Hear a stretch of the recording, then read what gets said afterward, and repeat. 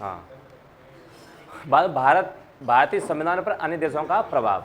कल हमने काफ़ी चर्चा की, लोगों की तर्कें सुने, केंद्रीकरण विकेंद्रीकरण वाले, गांधीवादी वाले, उदारवादी, सब तरह के नेता पढ़े, सबकी मंशाएं पढ़ी है ना। आज पढ़ेंगे, अब संविधान बनना शुरू हो गया। कल तक क्या हो रहा था, सिर्फ बहस हुई, आज हो गया अपना संविधान बनना शुरू। अब उन देशों के प्रभाव क्या पड़े हमारे देश पर या हमारे संविधान पर, वो एक नज़र डालेंगे। क्योंकि कहीं ना कहीं से हमने कुछ ना कुछ तो लिया है, क्योंकि हमने लिया है, लेकिन उनकी अच्छी बातें, जैसे एक बार अखबार बह गया था, उसने कहा था कि हिंदू धर्म और मुस्लिम धर्म में ये नहीं समझ पा रहा हूँ कि हिंदू में जाऊँ या फिर मुस्लिम में जाऊँ, तो उसने एक नया बीच का धर्म बना दिया, दीन इलाही। उसने कह दिया कि अच्छी अच्छी चीज़ें किस में डाली जाएँ, दीन इलाही में। ऐसे ही हमने एक संविधान बनाया, हर देश की अच्छी अच्छी बातें अपने संविधान में, वहाँ के नियम, अच्छे अच्छे नियम किस में डाल दिए, अपने संविधान डाल दिए। वो नियम ये थे, भारत शासन अधिनियम 1935, ये हमारे भारत में आया था, लेकिन इनमें से जो अच्छी चीज़ें थी वो हमने यहाँ से कॉपीराइट कर लिया, ठीक है, कॉपी कर लिया। संघीय तंत्र, राज्यपाल का कार्यालय, न्यायपालिका और लोक सेवा आयोग, आपातकालीन उपबंध और प्रशासनिक विवरण, ये हमने कहाँ से ली, भारत शासन अधिनियम 1935 में। अंग्रेजों के द्वारा एक अधिनियम भेजा गया था हमारे भारत के लिए, यहाँ बनाया गया था हमारी सहूलियत के लिए। तो उसमें ये चीज़ें थी कि संघीय तंत्र का मतलब होता है एक राज्य और एक केंद्र के बीच में काम करना, ठीक है, दोनों को बीच में काम कराना। राज्यपाल का कार्यालय, न्यायपालिका और लोक सेवा आयोग जैसे बोल सकते हैं यूपीएससी, ठीक है, ये सब, और आपातकालीन उपबंध और प्रशासनिक विवरण, ये सब हमने 1935 से उठा लिए, ठीक है, एज ए टैक्ट वहाँ से उठा लिए। कहा जाता है कि 70% हमने क्या किया है, 1935 से लिया है, ठीक है। ब्रिटेन से हमने उठाई संसदीय शासन, जो अपना पार्लियामेंट जिसे बोलेंगे, फिर विधि का शासन, कानून कैसे बनाया जाएगा पार्लियामेंट में, विधायी प्रक्रिया, कानून बनाने की तरीका कैसे होगा, वोटिंग कैसे होनी चाहिए, किस किस की वोटिंग होनी चाहिए, कहाँ कहाँ कानून पास कराना है, अंतिम मोहर कौन मारेगा, ठीक है। एकल नागरिकता के जो हमारे राज्य की होगी वही देश की होगी। मंत्रिमंडल प्रणाली के कितने मंत्री कौन से विभाग में और कहाँ से कैसे कैसे बनाए जाएंगे, ठीक है, कौन उनकी नियुक्ति करेगा और कौन उन्हें शपथ दिलाएगा। परमाधिकार का रेट, जो आर्टिकल हम 32 में पढ़ते हैं, ठीक है, क्यों कोर्ट हमारी सुनवाई करेगा हमारे मूल अधिकारों की, वो, और संसदीय विशेषाधिकार और द्विसदनात्मक व्यवस्था, ये सारी व्यवस्थाएं हमने कहाँ से ली हैं, ब्रिटेन से, ठीक है। तो ब्रिटेन से सिर्फ हम इतना पढ़कर निकल जाते हैं कि हमने वहाँ की संसदीय प्रणाली ली है, बस। तो छोटी परीक्षा में इतना ही पूछा जाता है। अब परीक्षा कोई छोटी या बड़ी नहीं रही, सब परीक्षाएं बराबर की होगी मेरे हिसाब से। बड़ी परीक्षाएं उसमें लिखवा लेते हैं, और जो छोटी परीक्षाएं उसमें आपको हिंट दे देते हैं, 4 ऑप्शन लगा के कि इसमें से आप पहचान लो, है ना, इतना ही है ना। हिंट मिल जाती है तो उससे क्या, वो सामान्य परीक्षा हो गई। जो आपकी जो बड़ी परीक्षाएं सिविल की, उसमें क्या है, लिखा लिया आपसे, वो पढ़ी है, यही शब्द यही रहेंगे, लेकिन उसमें क्या है, लिखना है कलम से, और उसमें क्या है, आपको टिक करना है, एक आम परीक्षा में टिक करना है। इसीलिए कोई भी सब्जेक्ट अब छोटा और बड़ा नहीं रहा, इसीलिए हमें डिटेल से पॉलिटी पढ़ा रहे हैं, और डिटेल से ही तुम्हें सीखनी चाहिए, और डिटेल से अध्ययन भी करना चाहिए आपको, ठीक है। जितने भी क्वेश्चन करोगे हमसे तो उतना फ़ायदा रहेगा तुमसे तुम्हारा, ठीक है। आयरलैंड संयुक्त राज्य अमेरिका से भी लेना पड़ा था, क्योंकि ये सबसे पुराना संविधान था अमेरिका का, छोटा सही लेकिन पुराना था, तो उससे भी हम गए, हमारे कुछ लोग गए और वहाँ से भी कुछ पढ़ पढ़ा के आए। तो वहाँ से मूल अधिकार जो जन्म से देने का वादा किया था BN राव ने, कहा हम क्या करते हैं, 2 भागों में बांट दिया था उन्होंने विवाद को। उन्होंने कहा कि मूल अधिकार आदमी जन्म से ही लेकर पैदा होगा, और जो राज्य नीति के निर्देशक तत्व हैं वो राज्य देगा आगे चल के, ठीक है। तो वहाँ से हमने मूल अधिकार लिए। स्वतंत्र न्यायपालिका ली, कि न्यायपालिका स्वतंत्र होगी, किसी मंत्री पद या किसी डिपार्टमेंट के अंदर नहीं होगी। इसकी सैलरी भी आप संचित निधि से दोगे, जो पूरे भारत का टैक्स इकट्ठा होगा उसमें सीधा डायरेक्ट कहाँ पर जाएगा, न्यायपालिका के जजों को जाएगा, ताकि उन लोगों को न लगे कोई भी डिपार्टमेंट उन पर दबाव ना बना सके। जनता का पैसा है, जनता के हित में काम करेगा। न्यायाधीशों को हटाने का प्रावधान, इन पर कैसे महाभियोग लगाया जाएगा न्यायाधीशों पर, ठीक है। उसके बाद में न्यायिक पुनरावलोकन, इसका मतलब ये होता है कि एक बार न्याय मिल गया तो वो परम सत्य नहीं है, उसकी समीक्षा फिर से की जानी चाहिए, ठीक है, दोबारा से पुनरावलोकन किया जाना चाहिए। उपराष्ट्रपति पद कहाँ से लिया गया है, अमेरिका से। देखो राष्ट्रपति नहीं बोला है, उपराष्ट्रपति बोला है। उपराष्ट्रपति पद और राष्ट्रपति पर क्या, महाभियोग, इम्पीचमेंट, मतलब इनको कैसे हटाया जाएगा, ठीक है। आयरलैंड से लिया गया है नीति निर्देशक तत्व, जो आप पढ़ते हैं DPSP, जो आर्टिकल 35 से 51 तक हैं, इनको राज्य लागू करता है नीति निर्देशक तत्वों को। राष्ट्रपति की निर्वाचन पद्धति कहाँ से ली है? आयरलैंड से। कन्फ्यूजन दूर कर लो अपना, अमेरिका से सिर्फ राष्ट्रपति पर महाभियोग है, हटाने की प्रक्रिया है अमेरिका से, लेकिन आयरलैंड से राष्ट्रपति की निर्वाचन पद्धति है, ठीक है, एकल संक्रमणी पद्धति, जिसे आगे पढ़ेंगे, है ना। राज्यसभा में मनोनीत सदस्य, राज्यसभा में राष्ट्रपति कितने मनोनीत सदस्य करेगा वो भी हम आगे पढ़ेंगे। ये भी हमने कहाँ से लिया है? आयरलैंड के संविधान से लिया है। कनाडा से हमने लिया है सशक्त केंद्र के साथ संघीय व्यवस्था, मतलब मजबूत केंद्र के साथ संघीय व्यवस्था, मतलब राज्यों का समावेश, मतलब राज्य एक केंद्र के साथ मिलकर काम करेंगे। अब श्रेष्ठ शक्तियों का केंद्र में नियत होना, राष्ट्रपति द्वारा राज्यपाल की नियुक्ति और उच्चतम न्यायालय का परामर्शी क्षेत्राधिकार, उच्चतम न्यायालय का परामर्शी क्षेत्राधिकार, मतलब सुप्रीम कोर्ट कहाँ तक काम करेगा, ठीक है। ये सब हमने कहाँ से लिया? कनाडा से। ऑस्ट्रेलिया से हमने लिया समवर्ती सूची, जो क्या है कि समवर्ती सूची उससे बोलते हैं जो राज्य के और केंद्र की दोनों की जो सूची है ना, जैसे सूची का मतलब होता है वो कौन कौन से काम संभालेंगे, केंद्र वाले और राज्य वाले कौन कौन से काम संभालेंगे। काम से मतलब है कोई डिपार्टमेंट, जैसे वन विभाग कौन संभालेगा, डाक विभाग कौन संभालेगा, ठीक है, जल विभाग कौन संभालेगा, टैक्स कौन कौन लेंगे, ठीक है। तो उन दोनों का टैक्स लेने वाले दोनों टैक्स लेंगे तो वो समवर्ती सूची, और जो केवल राज्य लेगा वो राज्य सूची, और जो सिर्फ केंद्र लेगा उसे संघ सूची या फिर केंद्र सूची, ठीक है। तो समवर्ती सूची कहाँ से ली हमने? ऑस्ट्रेलिया से। संसद की संयुक्त बैठक, संसद की संयुक्त बैठक का मतलब है जब अधिवेशन बुलाए जाते हैं तो राज्यसभा लोकसभा को एक जगह बिठाना क्या कहलाता है? संयुक्त बैठक। ये हमने कहाँ से लिया? ऑस्ट्रेलिया से। व्यापार, वाणिज्य, समागम की स्वतंत्रता, ये सब हमने कहाँ से लिया? ऑस्ट्रेलिया से। केंद्र राज्य संबंध, मतलब केंद्र का राज्य के प्रति कैसा व्यवहार होना चाहिए, राज्य का केंद्र के प्रति कैसा व्यवहार होना चाहिए, ये सब हमने कहाँ से लिया है? ऑस्ट्रेलिया से। इसमें एक चीज़ आप मिस कर रहे हो, इसमें लिखा हुआ है आपका ये संसदीय संयुक्त बैठक। संयुक्त बैठक, संयुक्त बैठक जरूरी क्यों बनती है कि जब आपके कोई विशेष प्रावधान होते हैं, जैसे कोई संशोधन होना होता है किसी हमारे संविधान में, तो संयुक्त बैठक की ज़रूरत पड़ती है, ठीक है। अब देखो हमने संसदीय प्रणाली कहाँ से ली? यूके से, लेकिन बाद बाकी उसकी अच्छी अच्छी बातें हमें यूके में ना मिली, क्योंकि उसका स्ट्रॉन्ग कैसा नहीं था, संविधान स्ट्रॉन्ग नहीं था यूके का, क्योंकि यूके वाले राज्य करके गए थे यहाँ पर, तो हमें जो चीज़ अच्छी लगी वही चीज़ लगी, लेकिन स्ट्रक्चर तो हमने कहाँ का लिया था? यूके का, ब्रिटेन का। लेकिन बाद बाकी उसके अंदर जो चीज़ डाली है ना, मटेरियल बॉडी वहाँ की, उसके अंदर जो कल प्रोजेक्ट डाले हैं वो हमने कहाँ से डाले हैं? ऑस्ट्रेलिया से, कनाडा से, आयरलैंड से, संयुक्त राज्य अमेरिका से और भारत शासन अधिनियम से, ठीक है। सिर्फ वहाँ से स्ट्रक्चर वहाँ से ले लिया, बाद बाकी अंदर की चीज़ें हमने जगह जगह से जो हमको अच्छा लगा, ठीक है, उनसे ले लिया। इसीलिए तो खूबसूरत हमारा संविधान, संविधान में एक तरफ से फंसोगे एक तरफ से निकल भी जाओगे, और निकले हुए को फिर से फंसाना है तो उसी रास्ते से फिर वापस आ जाना है, ठीक है। जर्मनी के बायबर से लिया था हमने आपातकाल में मूल अधिकारों का स्थगन, मतलब कौन कौन से मूल अधिकार आपसे छीन लिए जाएंगे जब आपके यहाँ पर इमरजेंसी लगेगी, ठीक है। क्योंकि हिटलर क्या करता था वहाँ पर? तानाशाह चलाता था, मूल अधिकार सबके तो थे ही नहीं वहाँ पर, वो कहता था वही होता था।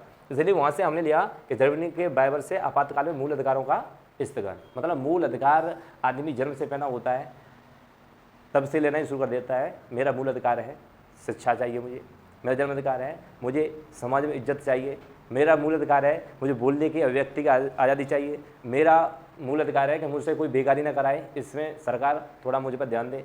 ये चीज़ें किस में लिखी हुई हैं? संविधान में, कि मूल अधिकार। अच्छा, इतनी चीज़ जन्म से मिल रही है उनको अचानक से ख़त्म करना, ये तो थोड़ा टिपिकल हो जाएगा। तो ये हमें कहाँ से लेना पड़ा? टिपिकल देश से। टिपिकल देश मतलब एक ऐसा देश जहाँ पर ये सब कुछ नॉर्मल था। कौन सा था ये ऐसा देश? जर्मन। हिटलर के बारे में जाना होगा, बता देंगे जब उसकी हिटलर की जब चर्चा होगी तब, ठीक है।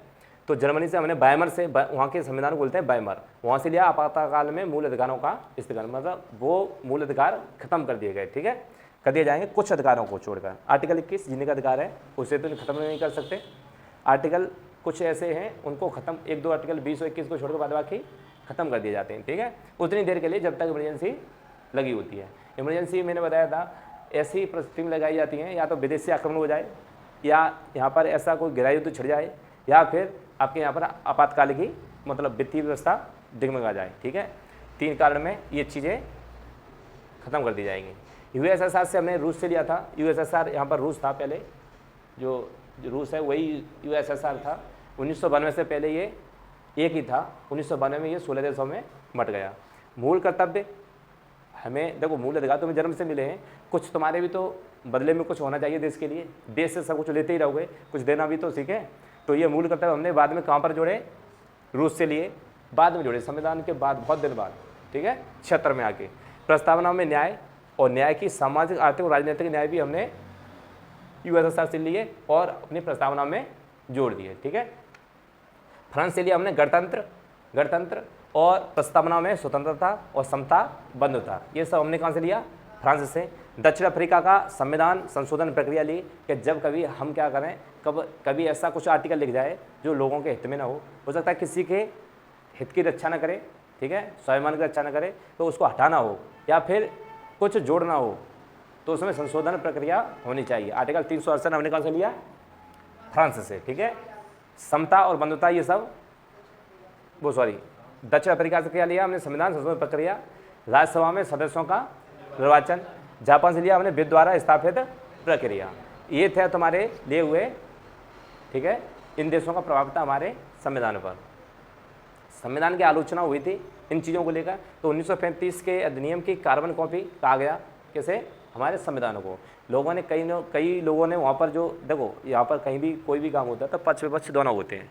कहीं भी अपनी खुली आंखों से दुनिया में देखो, विपक्ष के बिना पक्ष नहीं और पक्ष के बिना विपक्ष नहीं, दुख के बिना सुख का आभास नहीं और सुख के बिना दुख का आभास नहीं। ऐसे ही पक्ष है तो विपक्ष भी होना चाहिए और होना भी चाहिए, क्योंकि तुम्हारी चिंता करने वाला कोई ना कोई तो हो, कोई ना कोई तो हो, सही हो या गलत हो, चिंता तो चिंता होती है। और बंधुता ये प्रभाव, ठीक है। दक्षिण अफ्रीका से क्या लिया हमने, संविधान संशोधन प्रक्रिया। राज्यसभा में सदस्यों का निर्वाचन, जापान से लिया हमने विधि द्वारा स्थापित प्रक्रिया। ये थे तुम्हारे लिए हुए, ठीक है। इन देशों का प्रभाव था हमारे संविधान पर। संविधान की आलोचना हुई थी इन चीज़ों को लेकर, तो 1935 के अधिनियम की कार्बन कॉपी कहा गया कैसे, हमारे संविधान को। लोगों ने कई लोगों ने वहाँ पर जो देखो, यहाँ पर कहीं भी कोई भी काम होता है तो पक्ष विपक्ष दोनों होते हैं। कहीं भी अपनी खुली आंखों से दुनिया में देखो, विपक्ष के बिना पक्ष नहीं और पक्ष के बिना विपक्ष नहीं, दुख के बिना सुख का आभास नहीं और सुख के बिना दुख का आभास नहीं। ऐसे ही पक्ष है तो विपक्ष भी होना चाहिए और होना भी चाहिए, क्योंकि तुम्हारी चिंता करने वाला कोई ना कोई तो हो, कोई ना कोई तो हो, सही हो या गलत हो, चिंता तो चिंता होती है तुम्हारी प्रवाह, ठीक है। 35 का अधिनियम की कार्बन कॉपी कहा गया, तो आलोचकों के अनुसार भारतीय संविधान भारत शासन अधिनियम 1935 की कार्बन कॉपी है, क्योंकि संविधान निर्माताओं ने काफ़ी प्रावधान, मैंने जैसे कहा था 70% 1935 से लिया गया है। जो कहते ना बड़ी जो बातें थी, बड़े जो प्रावधान थे, वो सब हमने कहाँ से लिए, 1935 से। इस अधिनियम के से लिए हैं, जिससे संविधान इस अधिनियम की कार्बन कॉपी बनकर रह गया है, ऐसा आलोचकों का कहना था, ठीक है। मेरा कुछ नहीं है, सब एनसीईआरटी और लक्ष्मीकांत का है। मैं फिर भी बता दूँ, लक्ष्मीकांत की ये सब कुछ बातें हैं, मेरा कुछ क्या हो सकता है। संविधान मैंने तो लिखा नहीं, मैं था भी नहीं, ये उनका है, सब इतना ही है, वो शॉर्ट कर दिया है। जो तो पढ़ना था कई दिनों में, उसे समझाने के लिए मैं हूँ और तुम्हारी भाषा में लिख दिया गया है, ठीक है, डिटेल से। उदार का संविधान कहा गया, ये भी एक आलोचना थी। तो आलोचकों ने भारतीय संविधान को उदार का संविधान कहा।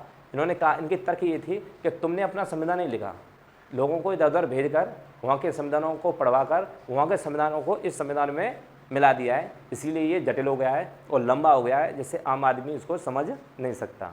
इसलिए इसे कहा गया वकीलों का स्वर्ग काल, ठीक है। तो ये भी एक व्यवस्था आई लोगों की कि उदार का संविधान भी कहा गया, महाकाय और आकार भी कहा गया, क्योंकि ज़्यादा वृद्धि होने का कारण था कि जो आम पढ़े लिखे लोग थे, क्योंकि अंग्रेजों का प्रभाव हटा ही था, पढ़े लिखे लोग कम मिल रहे थे और संविधान को पढ़ने के लिए थोड़ा समय चाहिए। इतनी व्यवस्थाएं हमारे यहाँ पर थी नहीं, क्योंकि हम थे तो पहले से ही पढ़े लिखे, लेकिन बीच में जो मैकाले आया 1935 में, उसने हमारी व्यवस्थाएं ऐसी चरमरा दी कि हिंदी को हटाकर, हमारे यहाँ की लोकल लैंग्वेजों को हटाकर अपनी इंग्लिश को डाल गया।